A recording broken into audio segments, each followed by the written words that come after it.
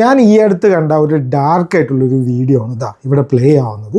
അതായത് ക്യൂബയിലാണ് സംഭവം. ക്യൂബയിൽ ഹവാന എന്ന് പറഞ്ഞിട്ടുള്ള അവരുടെ ക്യാപിറ്റലിൽ അവരുടെ കുറച്ച് പട്ടാളക്കാർ, മരിച്ച പട്ടാളക്കാരുടെ ബോഡി കൊണ്ടുവരികയാണ്. അപ്പോൾ ഇത് ഏത് പട്ടാളക്കാരാണെന്ന് ചോദിച്ചു കഴിഞ്ഞാൽ 2-ാം തീയതി രാത്രി നമ്മുടെ മെഡൂറോനെ തൂക്കിക്കൊണ്ടുവന്നല്ലോ അമേരിക്കക്കാർ.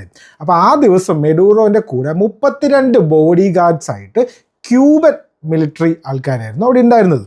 അപ്പോൾ അതായത് ഇയാൾക്ക് വെനിസ്വേലക്കാരുടെ വിശ്വാസമില്ല. അപ്പോൾ ക്യൂബയിൽ നിന്ന് ആൾക്കാരെ കൊണ്ടുവന്നിട്ട് ഞാൻ എന്നെ നോക്കിക്കോളൂ എന്ന് പറഞ്ഞിട്ട് പുള്ളി കിടക്കാൻ പോയതാണ്.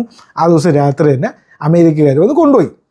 അപ്പോൾ നമ്മൾ ഈ വീഡിയോയിൽ നമ്മൾ നോക്കണം, ബോഡിയാണ് കൊണ്ടുവരുന്നത്. ബോഡി എവിടെ?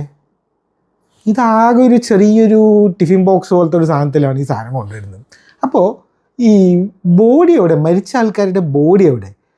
ഈ വെനിസ്വേലയിലാണല്ലോ മരിച്ചത്. അപ്പോൾ ക്രിമേറ്റ് ചെയ്ത് അത് കത്തിച്ച് അത് ചാരമൊന്നും അല്ല ഇത് എന്തായാലും. അപ്പോൾ ഇത് വേറെ എന്തോ ആണ്.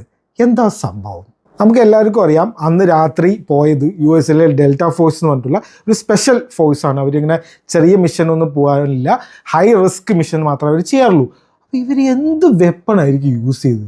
ചുമ്മാ വെടിവെച്ചിട്ടൊന്നും ഇങ്ങനെ ആവില്ല. 32 പേരും ഒരേപോലെ പെട്ടിയിലൊന്നും ആവില്ല. ആ മിഷനാണെങ്കിൽ ചെറിയ സമയത്തിൻ്റെ ഉള്ളിൽ, അരമണിക്കൂറിൻ്റെ ഉള്ളിൽ ചെയ്തൊരു മിഷനാണ്. അപ്പോൾ എന്താണ് സംഭവം? ഒരു പിടിയില്ല.